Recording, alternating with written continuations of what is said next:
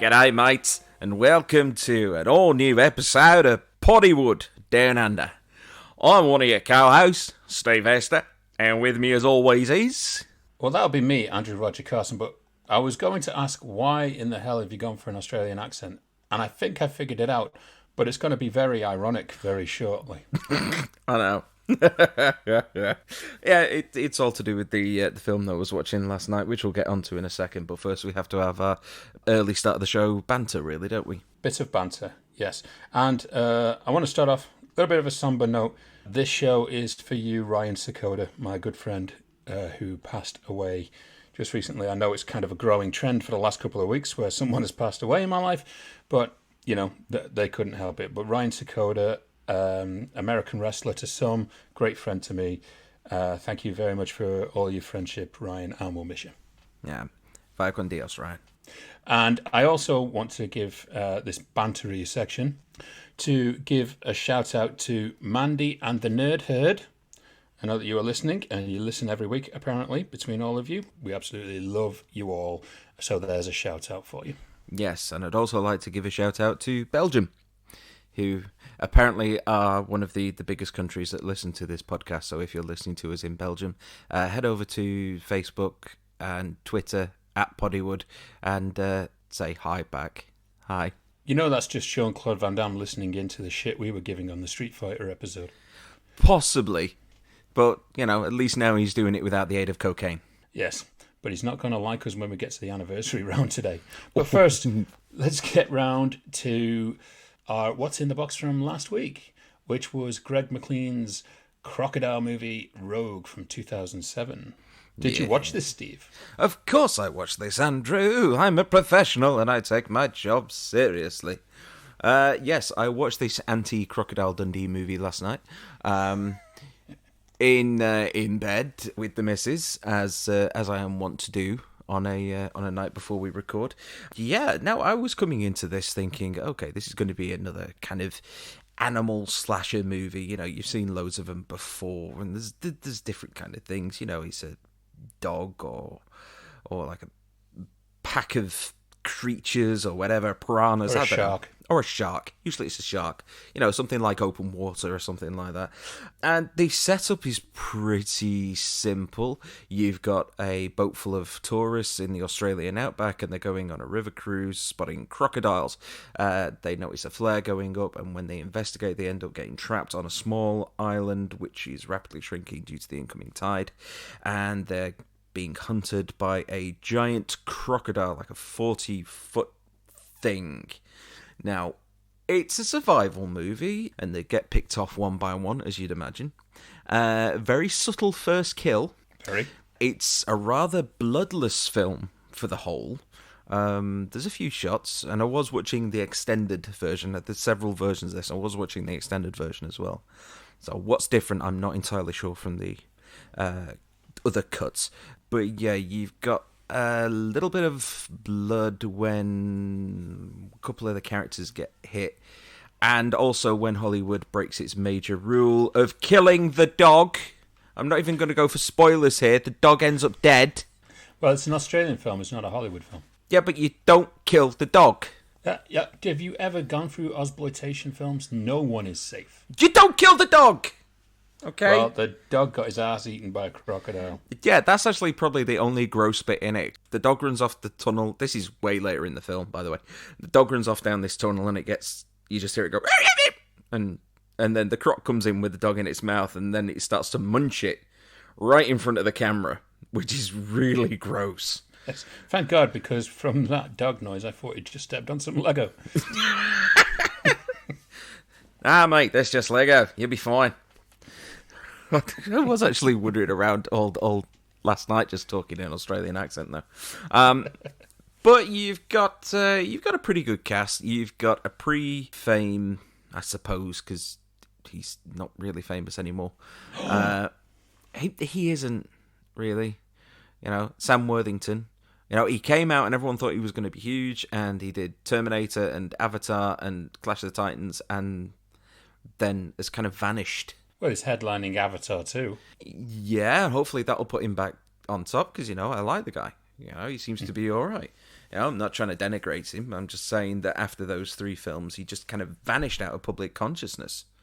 And you've also got Radha Mitchell, who was kind of getting attacked for the second time in Australia after because this was a couple of years after Pitch Black, Yes, which was filmed in Cuba PD. This one was filmed in the Northern Territories as well, kind of like where most of the crocodiles exist. It was filmed in a man-made location though, which was kind of nice. So the island set piece where most of the movie takes place, that was all built for the movie. So was the crocodile lair later on. And no, I thought it was quite good. I thought the pacing was pretty good. It keeps things moving along pretty sharply. There's a bit of the beginning kind of drags a little bit, but it's not really that noticeable. And a lot of the stuff that goes on with the crocodile is done in a very Jaws way, where it's all kind of hidden. yes. No attention gets drawn to it until the latter part of the movie. There's a couple of issues that I probably have with like the nature of a crocodile, really. Like, would a crocodile go and live in a really cold cave underground when it's cold-blooded? You know, Okay. stuff like that. Yeah. I'll give you that. It's entertainment at the end of the day. It was. I thought that the ending, when it's in its actual layer, I thought it was incredibly suspenseful scene, very well done. And, for a CGI crocodile, it is really believable.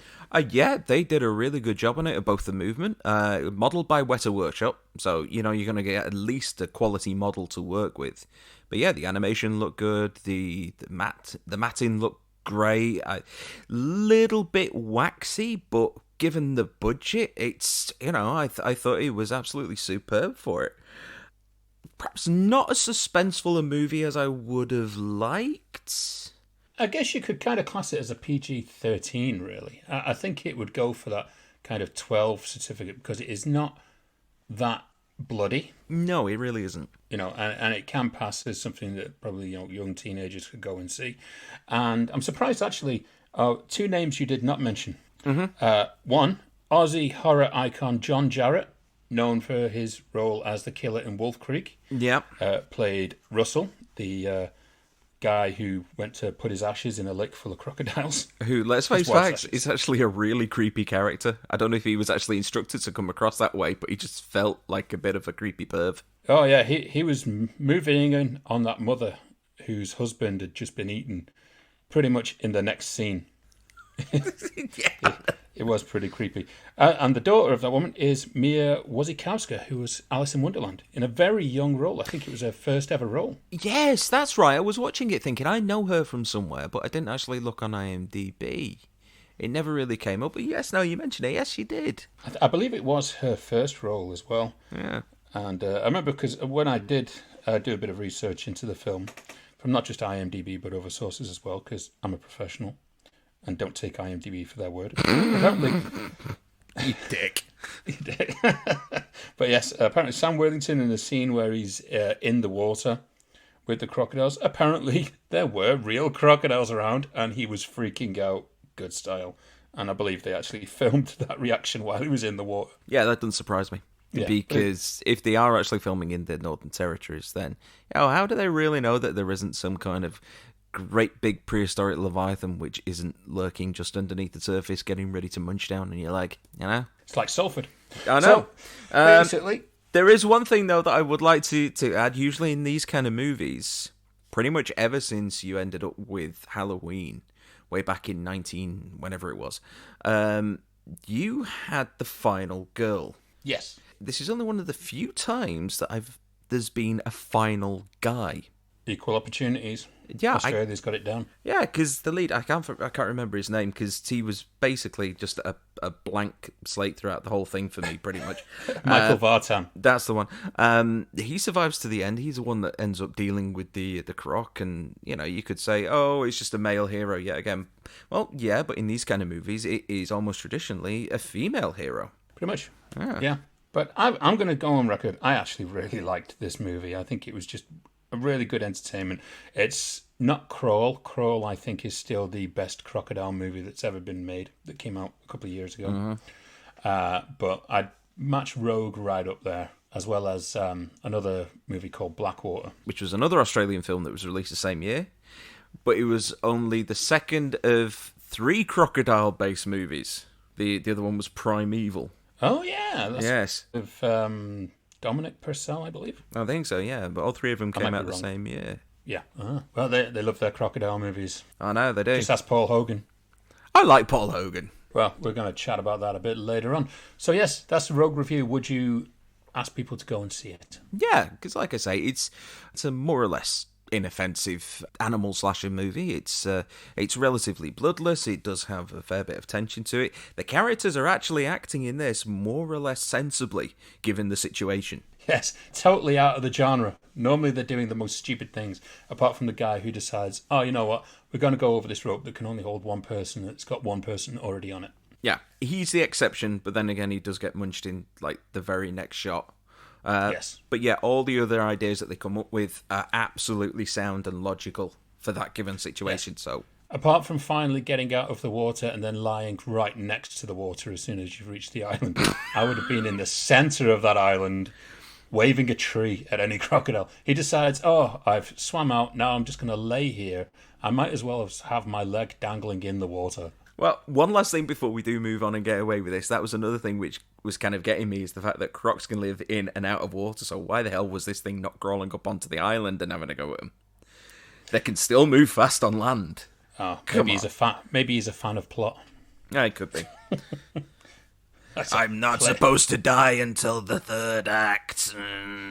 Yes, he'd like a bit of pleading. Yeah. Okay, well, that is Rogue. Go and check it out. And I guess it's time to move on to our anniversaries round. We watch them again all of the time, or we get them on Prime for free. But we only know how old they are when we learn their anniversary. Reverend! Very good. Blazing Saddles, yet again. I like Blazing Saddles, sue me. It could never be made these days, but I just think it's hilarious. Yes, and some of these movies in our anniversaries maybe shouldn't have been made in their day either. One of them definitely should have. But we're going to go back 40 years. Can you believe, Steve? Yes, I did. 40 years ago this week, the movie Mommy Dearest was released. Now, if you don't know what this movie is, it's the depiction of the adoptive upbringing of Christina Crawford by her depicted as very abusive mother, Joan Crawford, the famous actress. Yes, I haven't seen it, but I've heard of it. I've heard that the 2 actresses involved just generally antagonized each other and hated each other throughout the production. Well, there's a few stories around it. I mean, it was directed by Frank Perry. Some people may know him as the director of Last Summer or David and Lisa. You won't, because you've never heard of them. No, because I'm a Philistine. The one thing that everyone kind of knows about this movie, it is the movie that gave Faye Dunaway her notoriety as being incredibly rude and unprofessional. Now, this is basically just from accounts that I've read, interviews that I have heard, people on cast and crew, and there's a group on Facebook called Crew Stories that I go on where people just talk about all their experiences in it. And sure enough, there was not a lot of people who did like Faye Dunaway's attitude. Faye Dunaway, basically, she was the only person that Bette Davis despised more than the woman she was playing in this movie. Right. That is true. You should listen to some of the interviews like on Carson that she gives. Faye Dunaway actually refuses to talk about this film in any interviews or anything. She felt that it was a surefire award winner for her. And when people were going, I mean, it is seriously overacted. Seriously overacted. It is worth seeing just for Faye Dunaway, Steve Forrest, Diana Scarwood's performances. They kind of push all the way around to great because they're so over the top. So there's the infamous "No more wire hangers ever" scene, which you can find on YouTube. Trust me, it's just out there. But people started going to the movie with wire hangers. And basically, when that scene came out, they were all like holding up their wire hangers in the cinemas. And Paramount, who was the studio behind it, they kind of latched onto this and thought, oh, we can now reclass this as kind of a campy comedy, you know, the kind of John Waters would do. Brilliant marketing strategy by them if they knew their films are terrible. But apparently Faye Dunaway was so pissed off about it. She refuses to talk about it. I know she was on Inside the Actors Studio once, and James Lipton was trying to get her to talk about it, and she was very dismissive about it. But it's infamous for the wrong reasons. I could just picture them doing the wire hanger thing at a drive-through, and all of a sudden there's a lightning strike, and just everyone just getting zapped in their cars. Yes, but Mommy Dearest, it is kind of gone all the way around to so terrible it's great. It's worth seeing just for that. So, let's go back 35 years. Okay, what we got? Sticking with the theme of this week, can you believe, Steve, Crocodile Dundee is 35 years old this week? Yay! With one of... I really like that music. Oh, yes. I mean, the music itself is iconic. Oh, yeah. Everyone knows that tune. It's like the Terminator or the Godfather. It's just got one of those tunes that you know, like Gremlins. Everyone knows how to do that theme tune. Yeah. And this was directed by Peter Feynman, who has not actually did a lot. I mean, he only really directed stuff like the Paul Hogan Show. I wonder how he landed that gig then. God knows. But it was Paul Hogan's kind of transference into the mainstream, especially his introduction to Hollywood, and no movie did it bigger. This was the second biggest box office hit of 1986, behind only Top Gun. Right? And we all remember how big Top Gun was. Right? This film was behind that. So as I say, it launched Paul Hogan, although kind of every other role he's done since has basically been Crocodile Dundee light.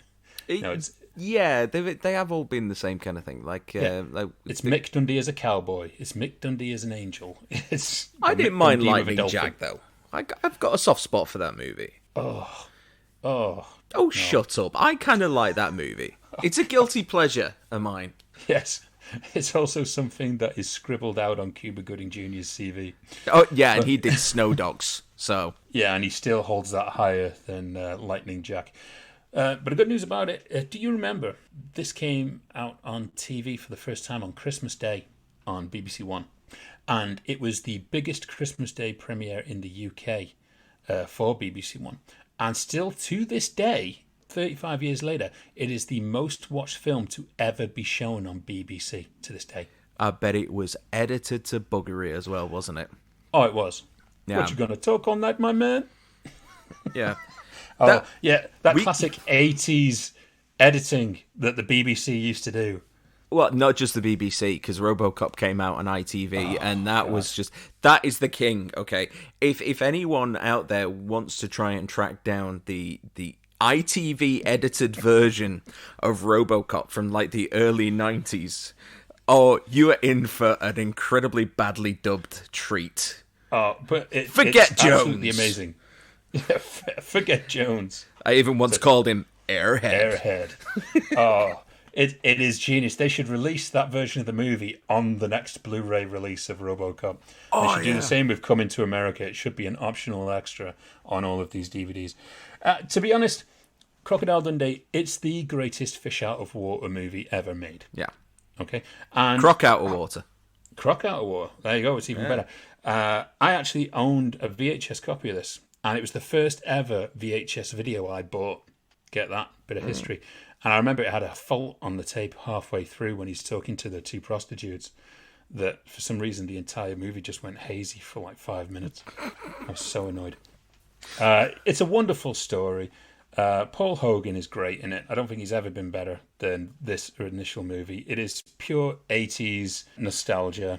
The music, as we say, is iconic. And speaking of music, Michael Hutchence and INXS actually invested into the movie to kind of help reduce paying more tax in Australia, and the movie ended up making millions. So nice. The amount of money they must have made from that is incredible. Yeah, but that's kind of like what George Harrison did when he was investing in Monty Python and the Holy Grail.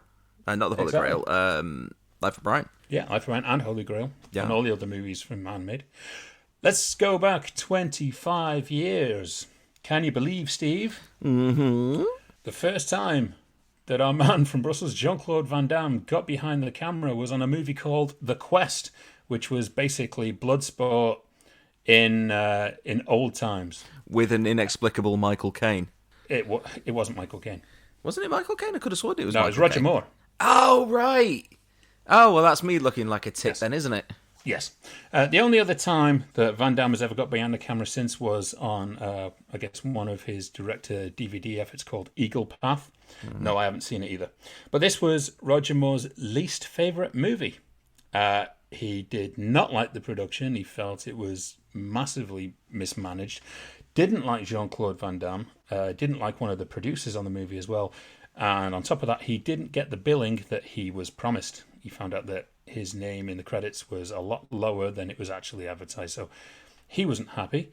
Frank Dukes, as in put up your dukes, he actually sued Jean-Claude Van Damme over the story credit because he claims that they both came up with it together in 1991. He did actually get the story credit under the Writers Guild, but I believe he lost the court case. So that kind of ended that long friendship that they had ever since Bloodsport. And in reference to the production, it was drastically bleeding money out of it, apparently, from what I've read on crew stories. And the crew was asked to work for free, which was met with laughter. I'm not surprised, to be honest. And threats to strike, and the money pretty much appeared straight away. Okay. To carry on. If you really, really believe in something and you've got, and you feel like doing something that's charitable, then yeah, work for free. But no, if you're there in a professional environment, you're getting paid. And if you have to down tools, then you down tools as far as I'm concerned. No, you get paid when you do work, because I've been there when I haven't been paid after doing work, and it's a pain in the arse, quite frankly, and it really, really makes you hate the people that are involved in the production. So yes, at least you got a DVD out of it. Yeah, but two the music, DVDs. Yeah, 2+. The music's actually really good in this. I did like the music in the movie. That's the one thing that I do have to say was really good. I did see it, but I've seen it so long ago that the only thing I can remember out of the whole thing is Roger Moore in a hot air balloon trying to escape. That's it. Yes, doing a Michael Caine impression, apparently. Yeah. Going back, finally, we're going 15 years. Adam Sandler's movie Click was released.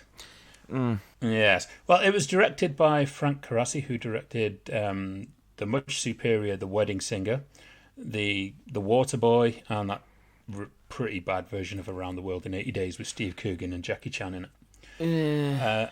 I mean, Click, it's memorable for farting in David Hasselhoff's face. That is the best scene of the movie for me, apart from Christopher Walken doing his dancing, as I think it must be contract in any movie that Christopher Walken's in, and Henry Winkler doing that coin trick. But for me, it really reminds me of that Goosebumps story that had the exact same title of Click. I don't know this Goosebumps story. I've never read or seen any Goosebumps stuff. Oh, well, I have kids, so I like scaring the shit out of them, so I'd read them Goosebumps. Well, I think this was round about the time that this was the definite start of the downslide for Adam Sandler. It had been leading up to it for some time because his stuff had been hit or miss, like Mr. Deeds, but it was still getting like theatrical releases and people were still going to see it quite well. I think with this was the just after the tipping point, and everything after that has just been steadily crap and crap and crap and crap and crap. He's making money, no doubt about that. You know, he's getting paid from Netflix to take all his mates on vacation. So, you know, you can't fault the guy for doing that. He's making money. He's putting out films.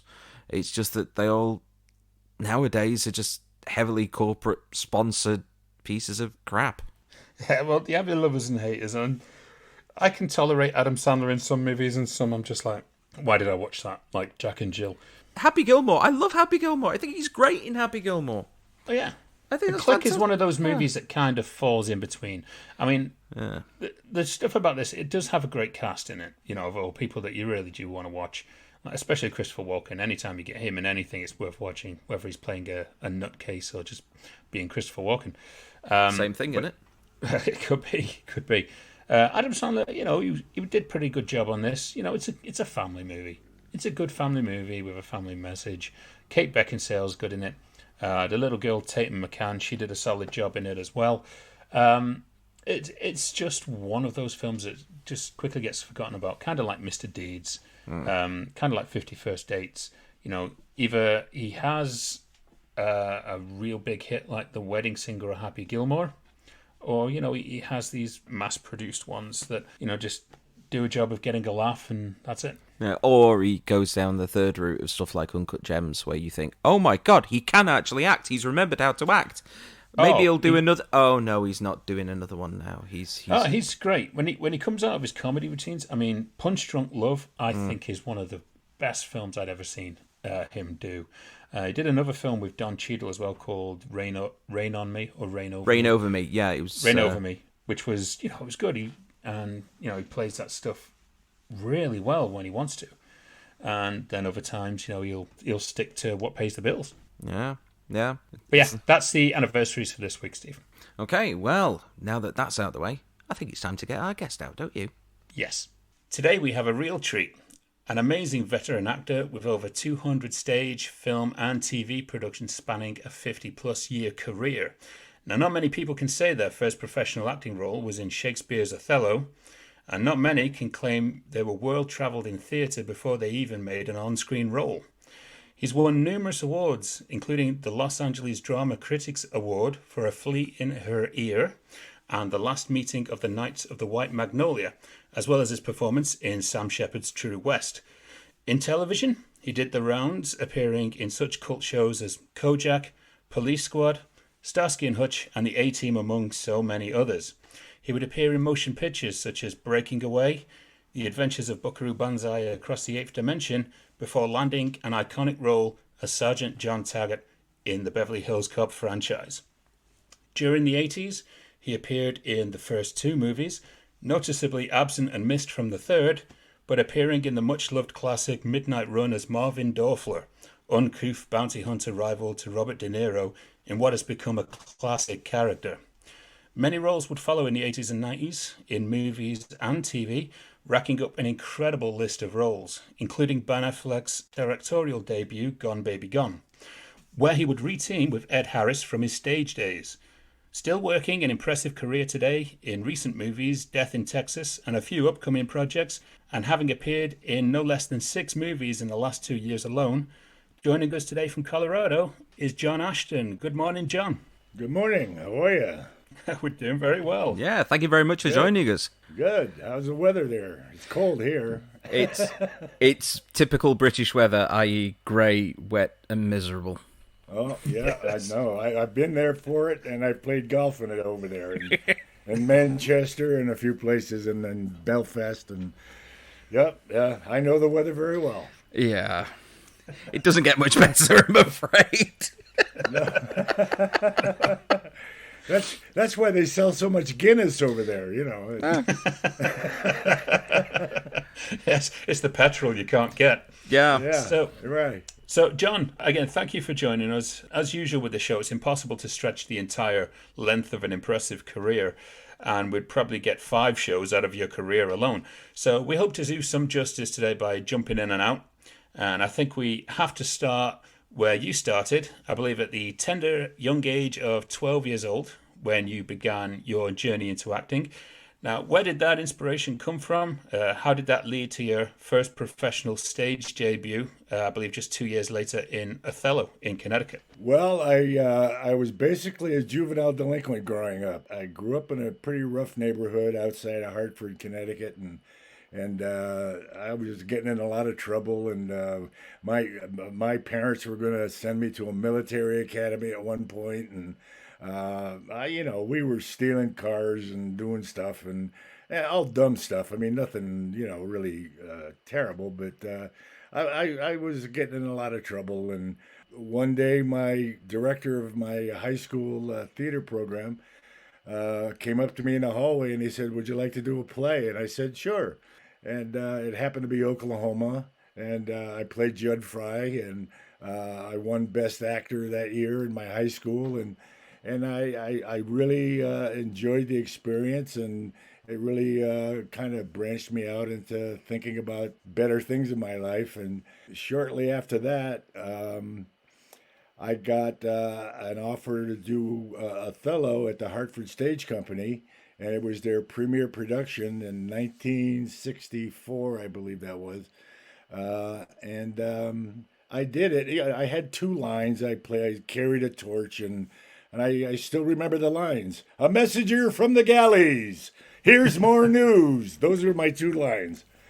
And anyway, I just remember sitting in the theater one night, and it was about 2 o'clock in the morning, and we were rehearsing, and I was just sitting out in the audience watching the other actors perform, and I just thought to myself, I could be out getting in a lot of trouble right now, and instead I'm sitting here doing something I really enjoy, and I said, I think I'd like to do this. Right after that, I did the advice to the undergraduate speech in high school, which you give lousy advice to the undergraduates. It's a funny speech, and the place was crowded, and it was right during the Vietnam War, and I'll never forget looking out over the audience and watching them laugh and enjoy themselves, and I just said to myself, wow, what a great opportunity to be able to take people away from all the crap that's going on in the world, and let them escape for a couple of hours and enjoy themselves, and have a little escapism. And I said to myself, this is my social work. This is what I want to do. I want to take people away from all the horrid things that are happening, and just to be able to take them to a place that they can go into for a couple of hours. And so I made up my mind then, and I went to a small college in Ohio and played football there for 2 years, and I got an offer to do summer stock in Cape Cod, and I was married at the time and had a 4-month-old baby, and I went to Cape Cod and did summer stock for $25 a week and room and board, and and I did 4 plays in summer stock there, and I was sitting there one night, one afternoon or whatever, and I said, I could be the greatest actor in the world, but who's gonna know it in Ohio, So I transferred to USC. I got accepted to USC in the theater department, and got the Irene Ryan scholarship, and I had no money, and I got a hold of the university and said, I'd love to go, but I can't afford it. I have no money.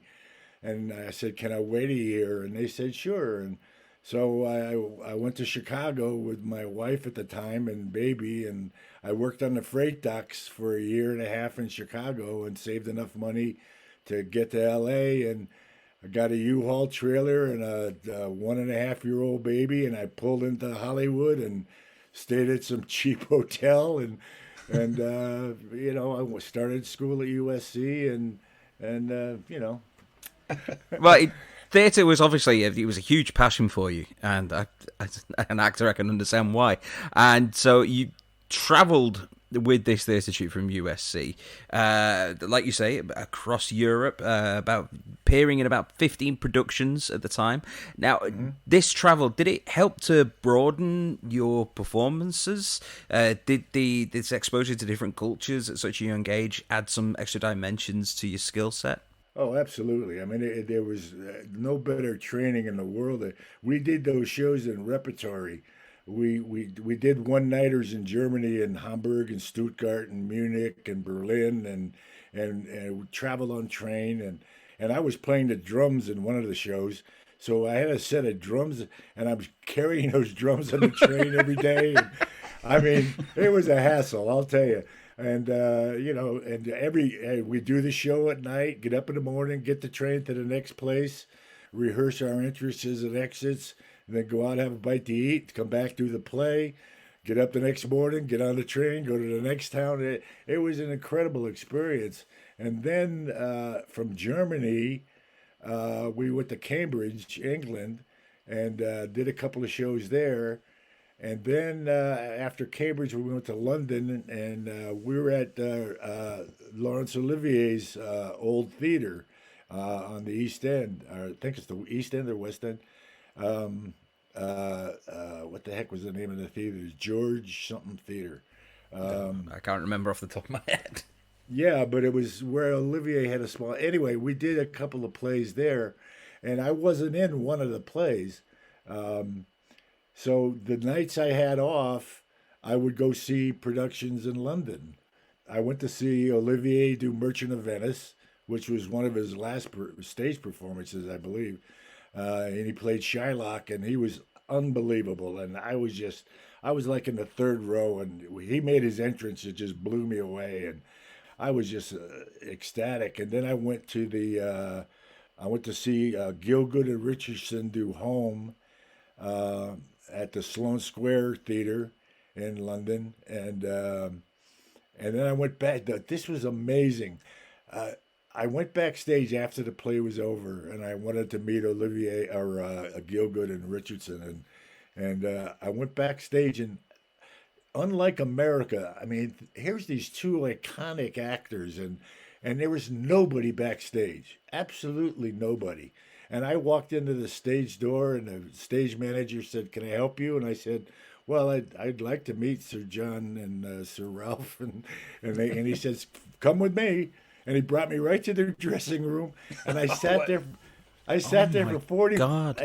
Yeah, I sat there for 45 minutes with them, and just talked about acting, and it was just, and I couldn't believe in America when you got two stars like that, you can't get into them, I mean, but in London they treat artists differently there. You're an artist, you're not a star, you're an artist, and it was just a great experience, and I'll never forget. At the end of our conversation, we're talking about acting and stuff like that, and Ralph Richardson said to me, "Well, it beats pumping petrol, doesn't it?" It's very true, yeah. Yeah, I said, "Boy, those are my words of wisdom from Sir Ralph Richardson. It beats pumping petrol, doesn't it?" So from London, we went to Edinburgh to the Arts Festival, and we were there 6 weeks. And we did 15 different plays and repertory. And I mean, literally, we did a play at noon, 2, 4, 6, 8, 10, and midnight. And Wow. I was in almost every one of the shows. And we did all American plays, Huey, Eugene O'Neill, stuff like that. And I mean, it was amazing that I mean, literally, I would go out on the stage sometimes, and I would have to look at the set to remind myself what play we were in. And but I mean, it was the greatest experience. And then from Edinburgh, we went to Greenock, Scotland, and we performed there for a couple of weeks and did about 4 different plays in repertory there. And I mean, the learning experience and it was just incredible. And then I came back to the States and started doing plays in L.A. So. Well, yeah, I mean, in, I believe, 1973, you landed what I believe was your first on-camera role in a somewhat controversial horror movie called An Eye for an Eye. Noticeably, this would also be one of the many times you would appear in the role of a police officer throughout your career. Right, right. So was this a movie you had to audition for? How did you land this role in this certain picture? One of the professors at USC, his nephew directed that, so he got me into the movie. He and Larry Brown, who directed it, had seen me do a couple of plays at USC, and no, he just offered me the role, and it was a pretty strange movie, but and I've met a couple of actors that have seen it that said, we ought to remake that because the idea of the movie was pretty cool. But I think we did it on a $2 budget or something. It was pretty low budget. I've worked on lower budgets than that. Yeah. Oh yeah, I know. I listen. I did theater in L.A. and I had to pay to do it. I was in the theater. That's no kidding. I was in the Company of Angels, which I won a Drama Critics Award there. It was a really nice equity waiver theater in Los Angeles. It was a good group of actors, and we literally paid $20 a month to belong to the theater. So. I guess if you're doing that, you've got to really believe in the productions and the company, haven't you? Well, yeah. I mean, it was a great experience, and it was good. People all over LA came to see the plays there. That's where I won the Drama Critics Award for Flea in the Rear, and we did the last meeting of the Knights of the White Magnolia there, and some producers came to see it and loved it. and we moved it to an Equity House to the Coronet Theater. They moved it to us, and then we ran for 9 months at the Coronet, and I was making $80 a week. So that was a godsend. I went, oh, I'm making $80 a week acting. This is great. So it was a good theater to do stuff, and I got an agent out of it and things like that. I mean, you got some exposure at least doing the plays there. Well, following on from that movie, you became a guest on a majority of well-known shows in the 70s, including Kojak, Emergency, and one of my favourites, Columbo. And this was a trend that many actors in the day did, of doing the rounds on various shows. Now, throughout the decade, you would appear on many shows centered around the police, such as Police Story, Policewoman with Angie Dickinson, Starsky and Hutch, and even MASH as military police. At the time, were you deemed as the recognizable police archetype, or was it just something that you found a lot of joy in portraying? Well, Starsky and Hutch, actually, I played two bad guys in that. I did two Starsky and Hutches, and both of them I was the bad guy. And, I'll tell you the truth, there's not a whole lot of difference between being a cop and a bad guy. The funny thing is, I won the Drama Critics Circle Award in 1973, and I got a call, and I was bartending at a pool hall in L.A. at the time, in a very bad section of L.A., and a lot of cops hung out there. They were homicide detectives hung out there. So I got a call from my agent like 2 days after I won the Drama Critics Award, and she said, you got an audition for Police Story, which was a pretty big hit at the time. And I said, oh, fantastic. And I thought, here's my career is going. And, I was making $1.25 bartending at this pool hall, So I go to the audition, and it was 2 lines to play an ambulance attendant, And I walked in, I said, I'm here for the audition, and blah, blah, blah. And I'm thinking, and they gave me this one piece of paper with 2 lines. And I said, is this it? And they said, yeah. And I went, are you kidding me? And so anyway, I got offered the role, and I turned it down, and I said, I'm not going to do 2 lines. They can get a wino to do this. They don't need an actor. I mean, so all the cops that hung out at the pool hall, and they were offering me, I think, $175 for the day. It was one day's work. And I said, I was turning it down, and all these cops kept telling me, you can't turn it down. You're making $1.25 an hour here. It's $175 for the day, which at that time, I was paying $85 a month for a Murphy bed apartment in South Central Los Angeles, and I had no money. And I said, wait a minute, yeah, but this is not good. And I to tell you the truth, I regret it to this day, because it kept happening, and I kept turning stuff down. They kept offering me these little. Now I did the Kojak, and it was kind of a strange experience doing that Kojak, and I started to lose a little desire to get into film because of that experience, and I just kind of went, is that all there is? Is this what it's all about? And and I was kind of getting that what is that Patty Page song? Is that all there is? And anyway, a couple of weeks after that, I got offered a Columbo, and I went to do it, and I was supposed to shoot this one scene with Peter Falk, and it was the episode with Dick Van Dyke, and I play a real estate guy that sells Dick Van Dyke the house that he murders his wife in and stuff. Anyway, so I have this one scene with Peter Falk, so I go to work, and I sat there till 7 o'clock that night for 12 hours, and we never got to the scene. So everybody was wrapping and leaving, and I was packing my stuff up, and Peter came walking over to me, and he said, we were going to shoot the scene the next day, and Peter came over to me and he said, hey, you want to rehearse this scene we got to do tomorrow? And I went, yeah, that'd be great. So we got up, just Peter and I, and there was nobody there. There was a little light bulb on in the sound stage, and And I said, okay, we start running the lines, and I said, how about if I do this? He's, yeah, that'd be good. And then I'll do this, and then you do that, and we rehearsed this thing for like 45 minutes.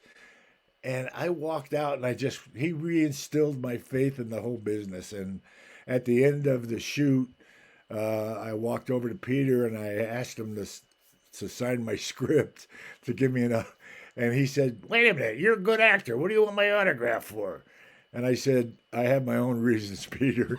and, and I never told him. And I have the script to this day. I saved that script. But Peter Falk reinstilled my whole faith in the business. And I loved him for it. Anyway. No, that's brilliant. That's great. Towards the end of the 70s, you appeared at least one superhero franchise under your belt. Unfortunately, you were playing a Nazi henchman in the Wonder Woman series starring Linda Carter. Now, obviously, this is 70s Hollywood. Was there still a feeling of dread about playing a Nazi character on screen? Did you have any fears over the role in accepting it? Actually, I never finished that show, Wonder Woman. I worked, very funny, but I worked one day on the show, and then I got a call, and they wanted me to audition to do a screen test for a spin-off of Starsky and Hutch. It was called Huggy Bear and the Turk. And Brilliant. and it was Huggy Bear is the character on Starsky and Hutch. Well, it was his spin-off, and it was to play his partner. So I had to do the screen test the same time I was shooting Wonder Woman, and I couldn't do both. And I went to the director of Wonder Woman, and I told him what my situation was. And I said, I have an opportunity to screen test to do a series, but I can't do it because I'm doing this. So they recast it. And so there's only one little bit of me in it. They recast another actor to play the rest of the show. And then I went and did the screen test, which was a disaster, and the show never sold anyway. But he did give me the opportunity to at least go and give it a shot. So that's really cool. Yeah, they actually freed you up to do it. Yeah, because you don't hear many stories like that these days. Because everyone would just get contractual obligations thrown at them, wouldn't they? No, he was very, very kind to me about it. He said, "Look, you got a good shot, and I respect the fact that you're turning down a positive job for an iffy situation." And he respected me for that, and he gave me the opportunity, and I thanked him heavily for it. So, well, in 1979, which was a very important year for me because it was when I was born. There was a major step for you as you appeared in both Peter Yates' great cycling movie Breaking Away and landed a 6-episode appearance in the incredibly popular Dallas. Now, this was a real move away from weekly episode appearances and into a character arc. Now, did you feel the character would run further than 6 episodes and would be a mainstay, or did you know that it was just going to be that from the outset? I didn't even know it was going to go 6. I did the first one. I just thought I was doing one show. And then, they brought me back. And I was originally paired with Ed Nelson, who was my partner. And then Ed couldn't do the next one. So they got Sandy Ward to play my partner. And we ended up doing 6 episodes, and I'd kill Tina Louise, and then I'd go to jail and all that stuff. That's a funny story. The night we shot the scene where I grabbed Tina Louise, and then she goes off the roof and dies, and we were shooting on top of a roof in Toluca Lake, and they had all these stones, these pebbles all over the top of the roof. Well, of course, they got the stunt girl, and you do your scene up to the edge, and then they cut, and then they do the long shot of the stunt girl going off the roof. And anyway, we get ready to do the first take, and I look over at Tina, and I see her like breathing heavily and going, and I'm going, oh my gosh, she's gonna kill me. So all of a sudden, they say action, and she came flying at me, and I grabbed her, and we slipped on these stones, and we almost went over the roof. And I said, Tina, this is acting. You're going to kill us, Anyway, those were fun. The Dallas things were, like I say, I thought I was just going to do one episode, and they kept extending it, and ended up doing, you know, Willie Joe Gar for 6 episodes. So and it was fun. We shot the first one in Dallas, and then the rest of them in L.A. But Larry was a hoot to work with, and we had a great crew. And strangely enough, when I did my series Hardball in '89, 10 years later, we were opposite Dallas on Friday night, and Dallas was the #1 show, and we didn't have a chance against them. You know, that was in '89. I did my series Hardball on NBC, and they put us on Friday night against Dallas, and I said, "Come on, give us a chance here. Put us on Wednesday or something. Let us get an audience." You know. And Brandon Tartikoff, who was the head of NBC at the time, said, "You're my best show of the season. I'm putting it in my toughest time slot." And that was it. Well, funny enough, as we kind of move into the 80s, you were mixing TV, film, and stage work still, and you won the Los Angeles Drama Logue Award for Outstanding Performance in 1981 for Sam Shepard's True West, which you starred on stage with Ed Harris. Right. At the South Coast Repertory Theatre. Now, did this really elevate your standing in the industry? Did it bring more attention for roles? It did and it didn't really, you know, because it's a long story. But anyway, we did that in 1981, and Sam came to the final performance, which was kind of funny. You know, when you're doing a show in repertory, you have an end date, and it doesn't matter how successful a show is. You know, when the stop date is there, it's over, and the next show comes in. So, and we were getting, they were getting calls for box office for weeks after. But you know, when the show's over, the show's over.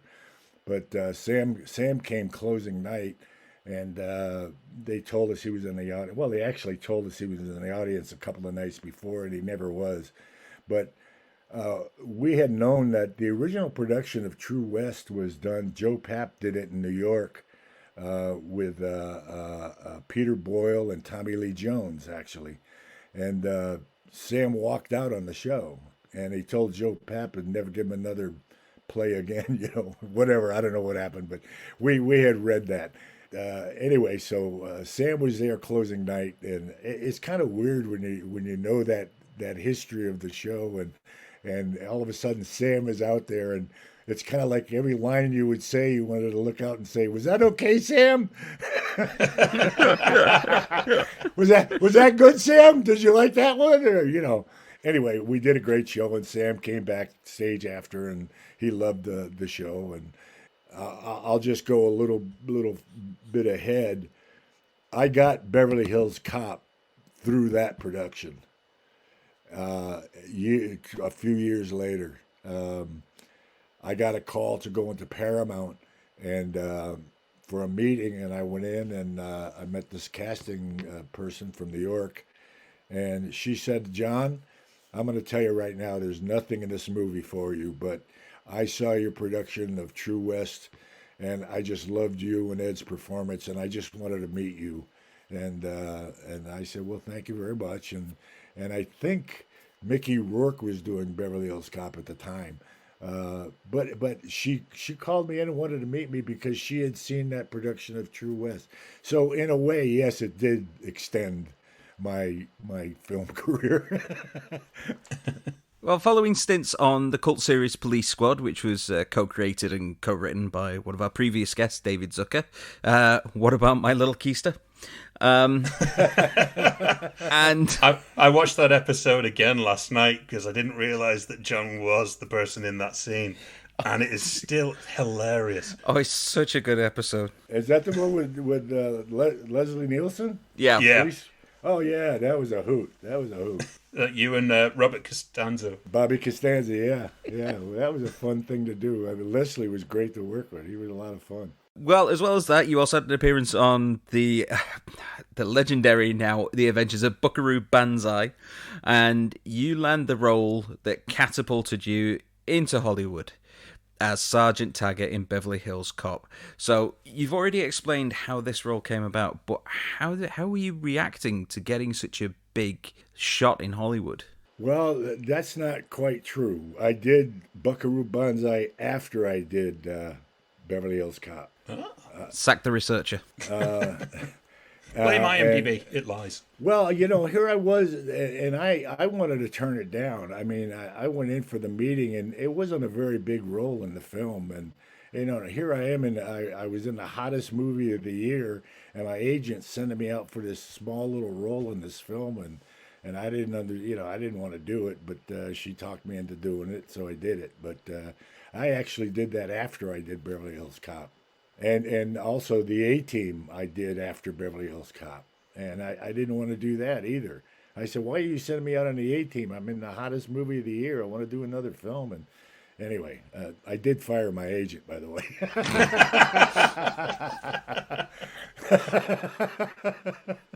So how did Beverly Hills Cop come around then? Well, like I was saying, that casting director called me in. And I said, okay, it was nice to meet you. And I just kind of forgot all about it. It was really nice of her, and she was wonderful. And about 3 or 4 weeks later, I get a call and it said, they want to see you for Beverly Hills Cop. And I said, I thought there was nothing in that for me.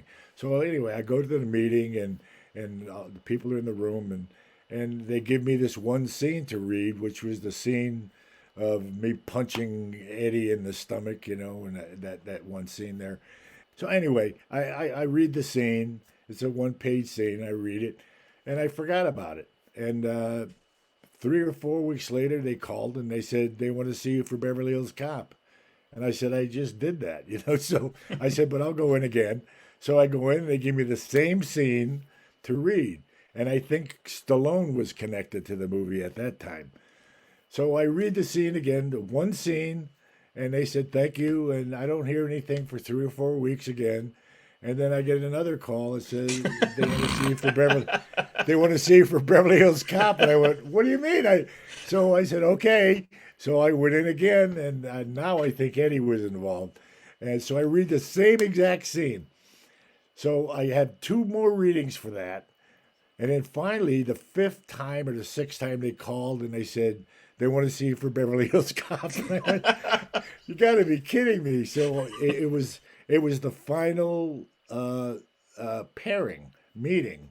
So I go into the office, and there was a hallway full of actors, and we're all standing there, and they came out and they said, okay, you, and they were pairing people up, and it just so happened they paired Judge and I up. And they said, okay, you two read together, So I said, okay. So Judge came over to me, and that's the first time we met. And he came over and he said, oh, what'd you think of the script? And I said, I don't know. I have no idea what this movie's about. I only read the one scene, every time I went in. And I said, I have no idea what this movie's about. So he said, you haven't read the script? And I said, no, they never gave me a script. They gave me 1 page.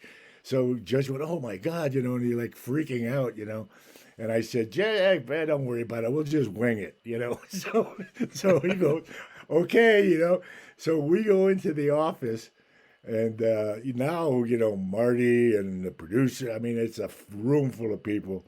And we were reading with another a guy that was reading for the captain. It wasn't Ronnie Cox. It was somebody else. So we're doing this, and I'm just ad-libbing stuff. And finally, I look at the guy that's reading for the chief, or the lieutenant rather, and I said, "Can I talk to him for a minute?" And he kind of went, "Okay." So I looked at Judge, and I said, "Give us a minute, would you?" And Judge kind of went, "Oh, okay." And I looked at the captain, and I said, "Can I get a new partner? Because this guy's a real fucking pain in the ass."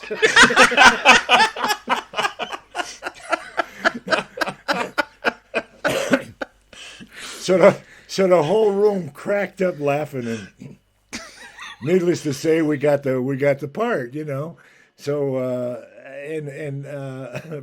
but I just winged that whole audition. I had no idea what the movie was about, so I ended up getting it.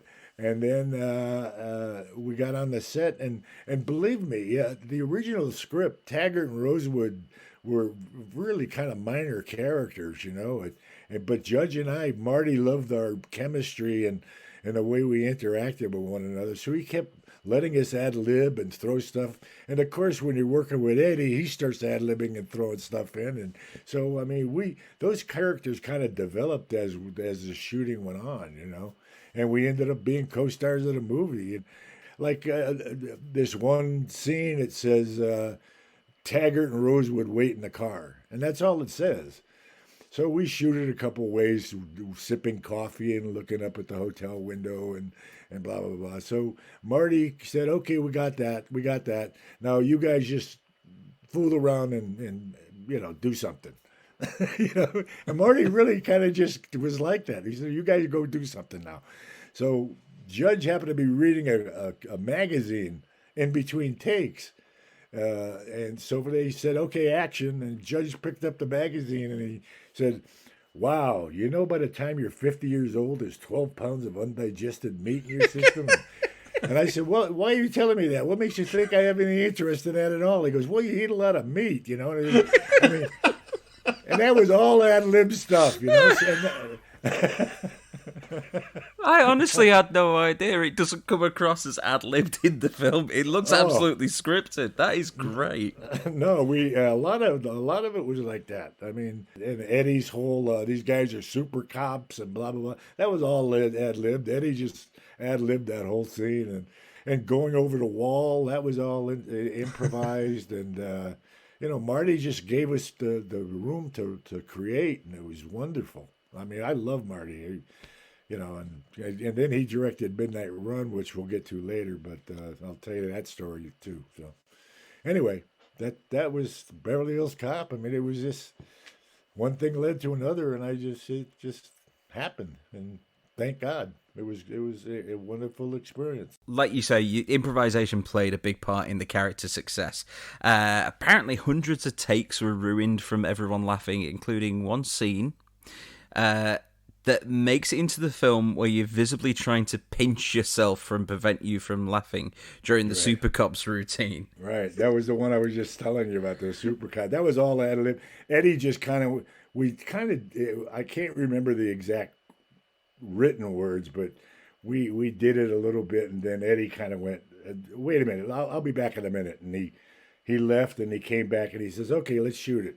And then he starts doing all his Super Cop stuff, and it was hysterical. And you know, we were trying not to laugh because it was funny. So obviously, you were saying that you and Judge were kind of given a bit of free rein to add comedy to these characters. They're very kind of akin to like Laurel and Hardy in some respects. You know, especially with the scaling the wall sequence. And how many times did you have to attempt to get over that wall? I think we only did it one or two times. I mean. And it was funny because Marty came over and he said, okay, you guys have a hard time getting over the wall. And honestly, the end of the wall was like 3 feet away. And I said to Marty, I said, why don't we just go around the wall? It's right there. I mean, we just go around the wall. And Marty said, no, that's not funny. He said, you guys try to get over the wall. And that's all he said. So I said to Judge, hey, remember when we were kids and I put my hands in there and you put your foot up there? And he said, okay. And they yelled action and we just did it. And I don't remember doing it more than one or two times. It was just, you know, and they had a handheld camera and they kept following us and me grabbing the tree and falling and doing all that stuff. But yeah, that was another case of Marty just going, you guys just do something. You know, I mean, he gave us free reign. He was wonderful. He gave us free reign to create our characters. It was wonderful. So, just out of curiosity, which scene do you think that you just probably did the most takes of, just playing out with different ideas? Oh boy, Marty's famous for, you know, doing 15 or 20 takes. I mean, you know, he'll get it after the first 3 or 4 takes, and he goes, okay, we got that. Now let's fool around and have fun. And then, you know, he'll do another 10 takes, you know. So most of the time we did a lot of takes. So I can't remember one particular one that we did more than any others. And I have a story of Midnight Run about Marty's takes, but he drove Yaphet Kotto nuts and doing that. Yaphet was not crazy about doing all those takes. But it worked out, and I'll tell you when we get to that. When you were working on the movie, did you expect it to be as big as it ended up becoming? No, to me it was just another job, and I was just trying to do my job, and actually I was finishing a little independent thing before we started shooting Beverly Hills Cop. I mean, the first scene I did in Beverly Hills Cop uh, was the strip joint scene with Judge and Eddie and me, and I was doing looping voiceovers on a film that I was just finishing. So after that, shot that scene, I had to go that night, like midnight that night, to do looping on this other film. So no, when I first started, I mean, I kind of approach every job that way. I don't think of awards or success or failure. I just do my job, and hopefully it'll come out good.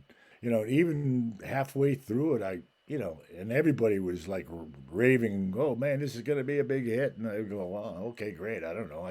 I'm just trying to do my job." So I don't really think about that. It amazes me that actors even put that in their head. Oh, this is going to be a hit, or I'm going to an award for this, or I mean, that's not my thinking at all. I'm trying to create a character and do my job. And then when they say it's a wrap, I go play golf. I just want to say one thing. That scene is the strip club scene. Is apart from the obvious, is actually my favorite scene simply because there's that wonderful moment between Taggart and Foley when Taggart kind of realizes no, Foley's actually telling the truth about this one, and he kind of takes that little leap of faith to trust him. When he realizes, okay, things are going down. And I really, really love that little moment between the two of you. Well, thank you. Yeah, it was a nice month. And that Eddie and I had just met that day, and Judge and I, other than the audition, didn't know one another. So that was the first time we all got together, and it just happened. I mean, it's really amazing sometimes when you can get on a set and just connect with that other actor immediately. And that's the way it was with Eddie. I mean, we just clicked right off the bat, and it was a fun scene. It was a fun scene to do, and the thing about comedy to me, and I look at comedy now, and I don't understand a lot of it, but I think it's funnier when you play a situation straight and the situation is funny. That's what makes it funny. Mm. And not trying to be funny makes it funny. When you're playing a funny situation dead straight, then it's funny. To me, I mean, in Midnight Run, we never played for laughs. We played it straight, and the situation made it funny. We used to call that putting a lampshade on your head humor in theater school. And I see a lot of comedians now. They just put funny things on their head and make funny faces, and they think they're funny, and that's not funny to me. I mean, the straighter you play the situation, and the situation is ridiculous, that makes it funny to me. So we played that if you recall watching that scene, we played it dead straight.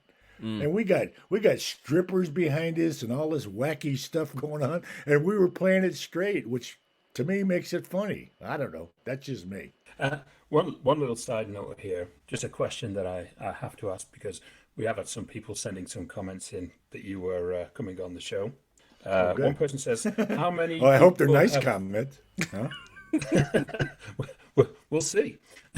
But one question here: how many times have you and Judge been presented with bananas at comic conventions? Oh man, it's funny. Judge and I do some comic cons together. We did one in Edinburgh and in London. We did one in Germany, and it's funny. People come up at the comic cons with these plastic bananas and want to sign them. It's kind of funny actually, and that's for some reason that's a funny bit. The banana in the tailpipe. And to tell you the truth, I'll give you a little inside scoop. In the script, it was a potato in the tailpipe. In the script, and Eddie said, "No, I think a banana's funnier." And he was right. He was right. But in the script, it was a potato in the tailpipe, And Eddie switched it to a banana, and that's funny, So Yeah. He Funny wasn't enough, wrong. He wasn't no, wrong he wasn't. at all. No, he wasn't wrong very often. I'll tell you that. Well, funny enough, the first time that I think we kind of met in person was at that Edinburgh Comic Con, where my friend James Meakin of James Meakin Joinery, hi James, free plug, he actually travelled 200 miles with a real banana in his pocket to go and get a picture with the both of you. Was that a banana in his pocket, or was he just happy to see him? And he didn't get the picture because they didn't take card and he didn't bring any cash, so he couldn't afford to get the picture done. Oh no! So I'll tell him next time I come back to Edinburgh, I'll sign it. So okay, John. Well, if you say a quick hello to James Meakin, I'm sure he'll be happy. hi James, how are you? I'll sign your banana, and I don't mean that in a sexual way. Okay? That's just shattered his dreams. Okay. Well, following the success of Beverly Hills Cop, you continue to appear in both TV and various movies, including the infamous King Kong Lives, which we were chatting about yesterday. Woo! Yeah. But then you take a more grounded role in the John Hughes produced Some Kind of Wonderful, which some claim is the last great movie of the Hughes 80s legacy. At the same time, you're also appearing in another Hughes production of She's Having a Baby. These were both far departures from the roles that you'd currently taken. How was joining the Hughes family? Well, John was a big fan of mine, and I love John. I mean, I got along great. I actually did 3 movies. I did Some Kind of Wonderful and She's Having a Baby. And I think I mentioned before, we shot those simultaneously, one in Chicago and one in L.A., and I was going back and forth on. But I also did Curly Sue, right. I did a little cameo, and that's the way John is, He called me and he said, would you do a little cameo in Curly Sue? And I said, sure, and I flew to Chicago, and I worked on it one day, and went out and had dinner with John, and, he does that.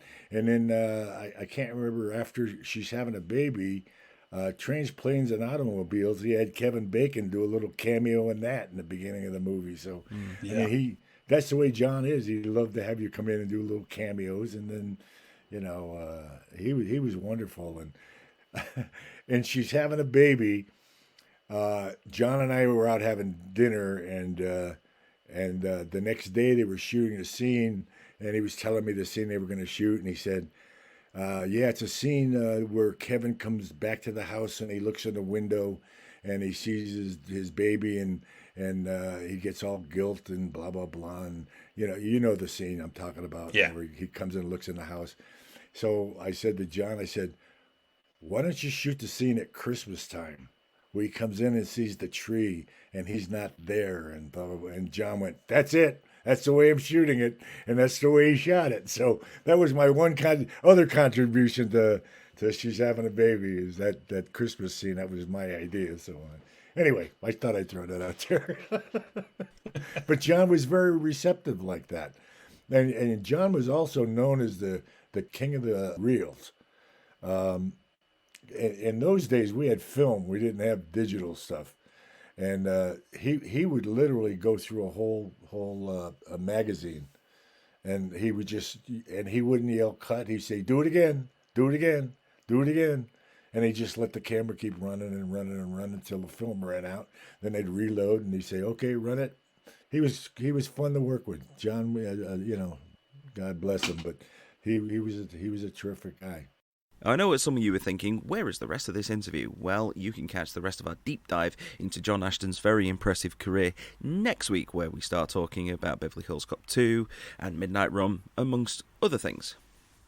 Yes. Yes. Yes, we will. So I don't know what you want me to add to that. I think you covered that really well. I don't know if you were trying to get me to segue or some kind of shit, but I just don't have that energy. I'm leeching off your batteries right now. Are you? Right, well, okay Yes. then. In that case, let's hurry this thing along and get on to the point where we have to nominate 5. Now's the time to nominate 5. Nominate 5? Yes, nominate 5. Not 3 or 4 or 6 or 9. Now's the time to nominate 5. Well, that worked. I'm going to zap you with a pair of those paddles that they use to restart hearts in hospitals in a minute. You mean defibrillators, Steve? You call them whatever you want. Okay. I'll call them those paddles that you get in hospitals. Not those paddles you get at that certain place you go with the women in leather. They're different kinds of paddles. Anyway, God.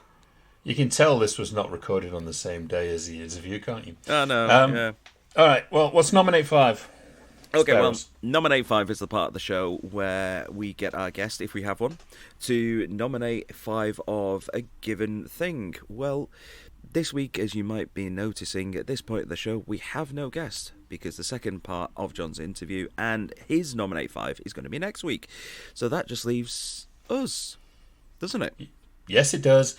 Us all on our lonesome, trying to figure out what to do as a Nominate 5. And because I haven't bothered, I'm guessing Steve's got something in for me. Yay. I have, actually, and it came to mind when I was playing a Enter the Matrix game recently. Replaying it. Oh my God. I know.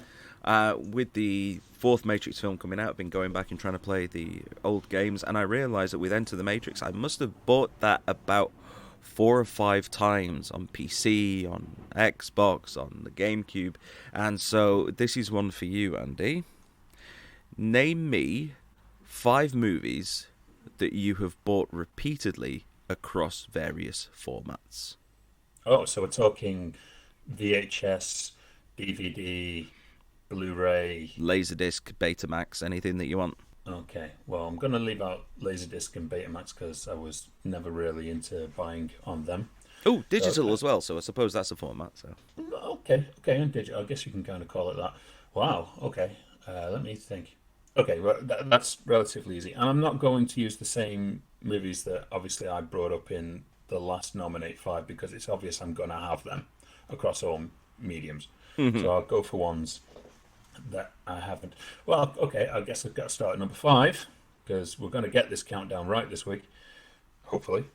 I'm going to start at number 5 with 1986's Transformers the movie. Oh, yes, good choice. I've got that across a couple myself. You can't not miss it. I will give the background on this, that this is actually also the first movie I ever went to the cinema to see. Twice in 1 week. Right, which is brilliant because my dad took me once and then I completely lied that I hadn't seen it for my uncle to go and take me 2 days later. And I got to see the film twice in that first week. And it was awesome.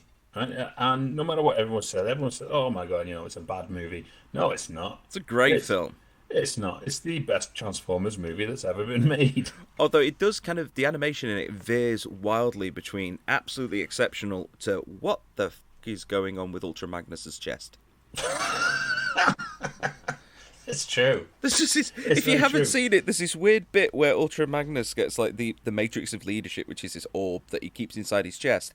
And the way that it's animated, his chest opens up, then he puts it into his chest, takes his hands away, and then he just kind of brings it back in, readjusts it, and everything closes. And he's like, you're looking at it thinking, that looks goddamn awful. It looks awful. To be honest, I honestly thought that he had just forgotten how to close his chest. Because that's the way it looked in that cartoon. It's like he puts this matrix of leadership or whatever it was into his chest, and it's just hanging there. And then suddenly he just readjusts it, and then suddenly it all closes. But the thing about Transformers the movie, it's like this weird mishmash of so many different versions of that movie that they just piece together, which is why you suddenly get very weird instances of characters showing up in a shot that aren't actually in that scene. We're looking at you, Snarl. Yeah. Snarl the Missing Stegosaurus. That's a movie in itself. Sounds like it should be like a kids movie made in the early 90s with a puppet Snarl. Yeah, like Clifford the Big Red Dog. Yeah, something like that. Snarl the dumbass dinosaur who couldn't even make it into his own movie. Hold on though, wasn't Snarl called Slag in the US? You slag. No, I'm sure that he was called Slag in the US. This is where I'm seriously going to be the complete nerd. Obviously, Slag was the Triceratops, right? Yeah. Okay. Snarl's a Stegosaurus. Oh shit! Yeah, I'm getting my dinosaurs confused. Yes, you've completely messed up your Dinobots. Yep. which will have people written in. We'll get letters. Yes, it's about bloody time. Yes, someone has to. Yeah, getting back to it, yes, Transformers the movie I have owned on VHS from Video Gems. Yeah. Remember you? On DVD, I owned the Artificial Eye one, and then the 2-disc collector's version on DVD. And obviously, I bought the all singing, all dancing Blu-ray edition. And to be honest, still the best looking version of that movie was the VHS version. Yeah, but was it letterbox or pan and scan? It was pan and scan, but it was the more that it got cleared up with DVD, the more the animation was highlighted as being shoddy in some places. Yeah. But I still want to see that full uncut version, which has even more gratuitous robot death in it. Yeah. Release the insert director's name cut here. Was it Nelson Shin? I think it was Nelson Shin. That rings a bell. Yeah, that sounds like it should be about that. Yeah. Yeah, but no, I'm the same. I had it on VHS. I've got the 2-disc one, which came in a tin on DVD, and I got given the Blu-ray one a couple of years ago for Christmas. So, yeah. Nice. That's a good present to open on Christmas Day. Oh, yes. And it's like, sod the Bond movie, sod you Queen, sod the Snowman. Time for some robot death. All right, then. Yeah. What is your number 4? Number 4. I guess I'm going to have to go with Reservoir Dogs. Okay. This is a very weird one because I actually saw this at the cinemas a very long time ago. How? Because you're only like about, 8 months older than I am? Yeah, maybe? It's very true, but you can get into a cinema if you look old enough. And as a teenager, I did look pretty old for my age. And plus, the person that we knew, his dad actually owned the cinema. So we kind of got away with that one. But I saw this what felt like years before it came out on VHS. And that's true because it didn't come out straight away in the UK for a while. I think it was 94 that it came out. And obviously Reservoir Dogs was 93? I think it might have even been later than that because I remember it coming out when I was in college. Yeah, it was among those movies like The Exorcist and Natural Born Killers, Clockwork Orange, all of these movies that were banned previously and they got released much later. And I think Reservoir Dogs may have been on that list, may have been one of the last movies on that list. I actually owned an ex-rental VHS copy. Ex-rentals, no one knows what they are anymore. But trust me, when video stores used to just want to sell off their stock, I was there buying shitloads of it. And I can remember the bulk. I got 3 that day. It was Reservoir Dogs for £7. I remember it well. Highlander 3 for £9, which is shocking to even remember. And Interview with the Vampire for £7. So yeah, I got all of them in this kind of bulk. But yeah, Reservoir Dogs, and then on DVD when it first got released, which was the very bare bones version, I got the bare bones version, and then when the 2-disc special edition came out, I bought that, and yes, I now own it on DVD as well. You know, I even had the soundtrack, I had the posters. I had a very weird phase of absolutely loving a Reservoir Dogs. It's a great film. Until I saw City on Fire and felt betrayed. What, because Tarantino nicked everything? Yeah, pretty much. Yeah, but I'm the same. I actually had this in different box sets. I had the VHS one, which is in a box set. It was the smaller of the two, because you used to get one which had like a briefcase. This one had a couple of badges and some stickers for K-Billy Superstars of the 70s, and a Joe Cabot's Little Black Book. So it had telephone numbers in there for like Mr. White and so on, and if you called it, it got through to a recorded message. Right. Okay. Yeah, but by the time I actually got hold of it, I think all the numbers had been discontinued.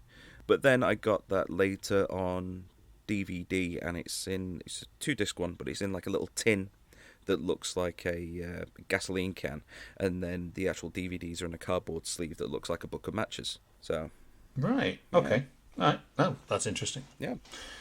Okay, what are we up to? 3? Number 3. Number 3. All right, yeah, I'll go with this one. It would be Akira. Now, this is actually kind of weird because this is 3 for 3 of movies that you've bought that I've actually seen. And not ones that I have shown you either. These are ones you have actually seen. Yeah, Akira is f***ing amazing. It is. It is. It is just beautiful. Do you want to know something? I actually watched the Blu-ray of it. I think it was only about 4 weeks ago. I was actually laying in bed and I thought, oh, you know what? I haven't seen this in so long. I'm actually going to put this on. And it is just so good. It just is still like the highlight, one of the highlights of anime of all time. It really is just an incredible piece of work that gets more and more relevant as the years go on. Yeah. And when I first discovered this film, it was back in the 80s when it got advertised on a Channel 4 TV show. They showed a little sequence from the movie, and it was something to do with computer games, and I think it was talking about cyberpunk and stuff like that. And around that time in Japan, it was like the biggest movie in Japan. And it wasn't available in the UK. It didn't become available in the UK until 1992. It'd been released on video before manga video came out. Yeah, it was like one of the forefront of it. That whole kind of anime wave that swept the UK in the early to mid 90s. Yeah, I think it was released on a video label called Island Video or something like that. That had kind of picked it up. And I saw it on the shelf, and I want to say it was something like Martin McCall's in, I think it was Crew. And they had like the VHS section, which anytime if there was a shop with a video section, I'd go into it just to see what had come out. You know, before the days of the internet, you were often surprised by titles just appearing. You know, which is how you got fooled into those direct-to-video sequels that had nothing to do with the original, but they just slapped the name on it. You like know, Highlander 2. Sorry, Russell. I'm sorry. But, and originally I was going to buy something else. I think I was going to buy a movie called Leviathan, which had Peter Weller in it, and I was purposely going to get it. And Gillian edited that movie, by the way. Yeah, I will put that on there. And I saw Akira there, and I was like, "Holy shit! It's finally out." I have searched for this movie for the better part of like 6 years or something. Well, it felt like it's probably 4. And I bought it straight away. $12.99. It's weird that I can still remember the exact prices of all of these VHSs I bought. And I got home and put it on straight away. And my mind was just blown. Absolutely blown by it. So naturally, years later, when it was released on DVD in the 2-disc edition, which actually featured the voice version from back then, the Island release version, and the updated version that Manga Video did, because it was 2 different audios. Cam Clark did one of them, which was the original one. And and I recently bought it on DVD, on Blu-ray as well. And it's never looked better. Honestly, the conversion is incredible. The intense work that has gone into making that film still retain it being a classic. Akira all the way. Yeah, I have to agree with that. I think the first time I saw it was on Channel 4 at some time in like the late 90s, and it was just kind of... I can't even say I was just flicking through channels. I think I've been watching a video or something and then was just looking through what was on the 4 channels at the time. Only 4. And then this thing was on, and I was just like, what the hell am I watching here? And then I think I started watching just before the motorbike sequence. Yes. Which was still fairly near the beginning of the movie. By the end of it, I was just there open mouth going, I've never seen anything like this before in my life. And astonishing. The funniest thing is also when I went to film school in Staffordshire, there was a module there where you basically ended up watching a movie every week and then having a discussion about it. And the animation week, they showed Akira, and it was the first time I'd seen it on the big screen. Oh, it's fabulous. And none of these other like kids in there had seen this movie or heard of it. And me being able to sit there and just see the reactions of these people, and some people complaining that it was too violent. And I was like, haha, welcome to the world, bitches. Great soundtrack as well to it. Yes, I still have that soundtrack to this day on CD. Yeah. So, okay then. So that was number 3. So we got 2 more to go. So what's number 2? Oh, 2 more to go. It's weird in talking about it. I haven't even thought about it, so I'm literally going whatever jumps into my head. And I'm going to go as number 2, correct? Uh-huh. Gremlins. Right, laugh all you want. No, I love Gremlins. Is the greatest movie ever made for the longest time. That is my Christmas movie of choice. Every year, Gremlins is going on, usually on Christmas Eve. That is the quintessential Christmas movie for me. I remember seeing it as a kid on VHS when it came out for rental, and I just fell in love with this movie because it was terrifying to a kid. Oh, God, yeah. I think it was on TV a few times, and I never made it further than about halfway through for ages. You know, just up to the bit where Billy goes back to the school and it's killed the teacher.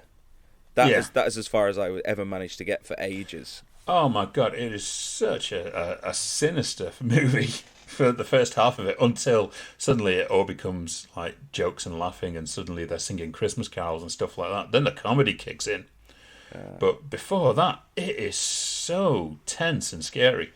So yes, when the opportunity, I got that on VHS for Christmas, which, funnily enough, so naturally that went on Christmas Day. Got turned off 5 minutes later. Yes. When the classic Warner Brothers DVD came out that was bare bones, not even a trailer, and your special features consisted of it being in different languages, you know, and scene selection. And scene selection. That's not a special feature, but we'll go with it. So yes, I got that. I also got an imported version of the special edition that came out on DVD with Judge Reinhold in a safe, and the audio commentary. Yeah. I got that version of it, and I bought it on Blu-ray as well. I absolutely love Gremlins. It is one of the greatest 80s movies ever, but one of the greatest movies of all time, in my view. Yeah, I really enjoy that movie, but I've got to be honest, I actually prefer Gremlins 2 more. Mainly because the sense of humour and just the sheer insanity that just goes on in every single scene speaks to me a lot more than the first one did. And it's like looking at a living, breathing Looney Tunes cartoon throughout most of it, and I adore that. I've got to admit, but I'm always going to swing towards the first one as my favourite out of the two of them. Okay. So, all right, so that was Gremlins. This is 4 for 4 on movies that I've seen, so let's see. Number 1. What is number 1? I'd be very shocked if you hadn't have seen the number 1. I am going to go with An American Werewolf in London. I haven't actually seen it. Oh, you absolute tart! I've seen the end. Well, that's no good. But I've not seen the whole thing. No. Okay, American Werewolf in London. Ruined the first time I saw it was actually on the Sci-Fi Channel at midnight. And the Sci-Fi Channel, when it wasn't an all-day thing, it used to only run from something like 8 o'clock at night till 2 or 3 in the morning when it first started. And actually, I jumped on it from the first day that it came on, and Star Trek II: The Wrath of Khan was on it. I was like, okay, I'm watching this channel. And then I've got anime as well. But one night, it was just on, and then they advertised American Werewolf in London as being the movie. So it's like, okay, actually, I do want to see this. Because I've never seen it. I've only seen pictures of it, so let's sit down and watch it. And my God, I was so engrossed all night. A mixture of finding it hilarious, finding it absolutely bloody terrifying. It was just perfect. The perfect night to watch it with like no lights on, just sat downstairs watching it on TV. And I would not go to bed until it's finished. So after I'd watched it, I went and bought it on VHS for $5.99. The next day. God, you do remember all these prices, don't you? It's very scary how I do remember these prices now going back. Especially when it was on video. I can't remember how much I paid for them on DVD. Well, just a side note before you move on. Do you remember when pretty much every single VHS tape that came out was $9.99? Yeah. Yeah. That was it. Set price, $9.99. And then they started messing with it all. Yeah, and then the prices went from $9.99, $10.99, or $12.99, and some of them are $15.99 if you want a widescreen copy. The weirdest ones, though, were when you went into HMV and it was something stupid like about 25 quid. Yeah. Randomly. Ridiculous. Yeah. Now you can go to the pound shop and just, buy a DVD for £1. It's very weird. But yes, I went to buy it from Forefront Video, which was a range of cheaper videos that you could get for $5.99. But I found a copy of it, and I was like, "Oh, I don't care, I'm having it." And I love the days of VHS more than anything, even though it was all pan and scan. Just something about that physical media of a VHS tape was amazing. I'm just praying to God it doesn't get chewed up as soon as you press play. There was I think it was the 25th anniversary edition that came out on DVD, and straight away I bought that, and I loved it. And funnily enough, on Blu-ray, Bill Daly gave me his copy. Oh yes, I seem to remember. You got it when you went over there last, didn't you? Yes, he basically had a bunch of Blu-rays that he was clearing out, and he says, "Take whatever you want." So I was like, "Oh shit, I'll just take them all." No, I took a bunch of them. I remember I asked him to watch Drive, the movie with Ryan Gosling. I don't think he enjoyed it because that was in the pack of Blu-rays. So if ever I want a movie and I think that Bill Daly's going to hate it, I'll say, "Oh, you'll love it. Buy it. You'll go and buy it." He doesn't want it, and he'll just give it to me. There you go. But no, he gave me his American Wealth London. I was like, "Are you seriously getting rid of this?" But yeah, I'll definitely have that. So I've owned that across all mediums. I'm sure there's hundreds of others that I have done that with, but they're the ones that immediately jumped out at me for this Nominate 5. Okay. So. Well, yeah, like I say, it's a rather unusual Nominate 5 this week, but going for the future, if you've got any ideas for Nominate 5s for us to do when we don't have a guest on, then just go over to facebook.com/Bodywood or hit us up over on Twitter @Bodywood and just let us know. Yeah, do that. But I guess that just means that we've only got one question left to ask, don't we? No, we haven't. What? Well, usually at this point, we always ask if something's going on or whatever. We have a bit of a promotional bit. All right. Is something going on? Well, I went to my first time on camera the other day. Bloody hell. I know. How much was the lens replacement? Well, I'm not even going to go into that. But yes, Blue Caribou Productions, Joanne and Abby, we know them very well. Yes, we do. Hi, girls. Hello, girls. They both jumped in to kind of help on this US-based project that we're doing on a bit of promotional material. So I just want to say a huge thank you for their professionalism and coming in. And for all of you out there who are looking for either your music video filming, your corporate video filming, and all stuff like that, Blue Caribou Productions, Joanne Parker, Abby Kerwin, give them a call. There you go. There we go. So, is that it then?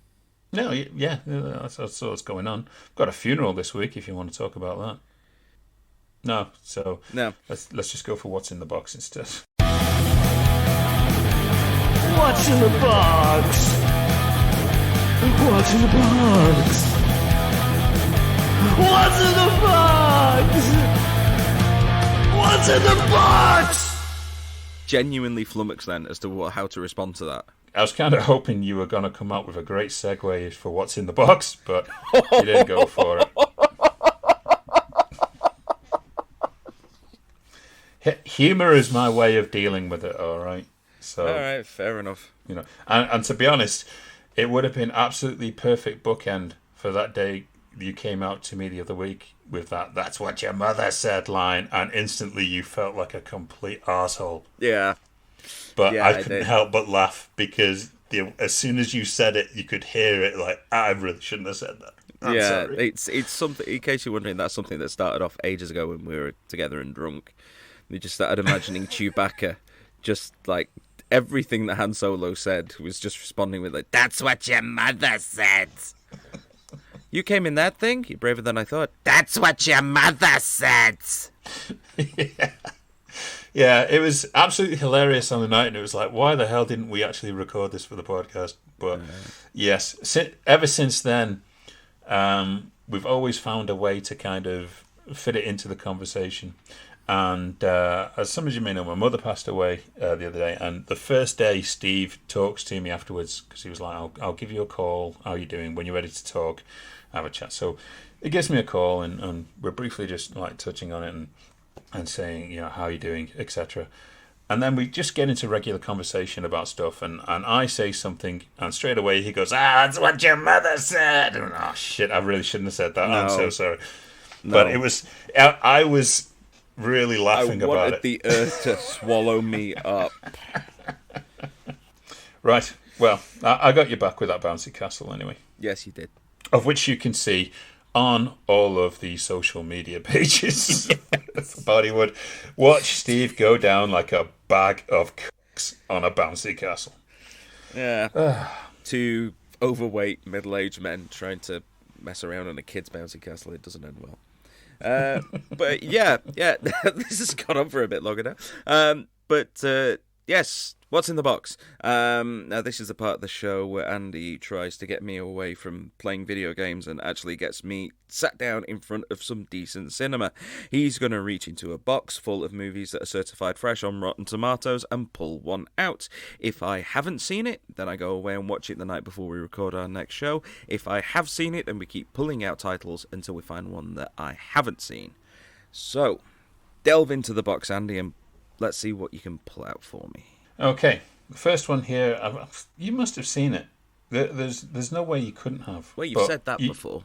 I know, you do constantly surprise me. It's Disney's animated version of Aladdin. Oh, yeah. Yeah, I think I went to the cinema to see that. I did too, actually, funny enough. That Little Mermaid and Beauty and the Beast, I think it was about 10 or 11 at the time. I thought they were brilliant.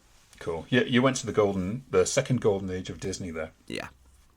Okay, I have Sean Penn's movie Into the Wild. It's ringing a bell. No, that's A Hunchback of Notre Dame. Yeah, that was, yeah. Okay, no, I don't think I have seen Into the Wild. Okay. Does ring a bell, though. But okay, well, Into the Wild, it's a 2007 film, and it's a true story of Christopher McCandless. Mm-hmm. He's the guy who infamously abandoned all his possessions, gave his entire savings account to charity, and he hitchhiked to Alaska to live in the wilderness. Oh, yes. No, I know this one. Yeah. Have you seen it? I haven't seen it, but I know the story. Yeah. Okay. Well, you'll enjoy that. And that is going to be your review for next week. Yes, I'm going to watch an idiot kill himself because he decided that he was going to live on tree bark and beaver piss. Back to the beaver jokes. Some people pay good money for that. Right. Okay. Well, tune in next week to hear how Steve got along with that movie. Plus, we've got the second part of our John Ashton interview, which is absolutely amazing. It's time on Beverly Hills Cop 2.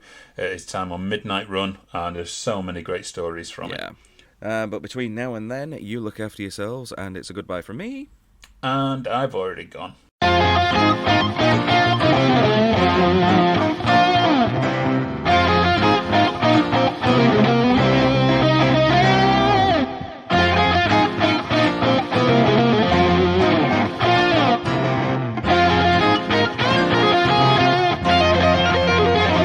That's what your mother said.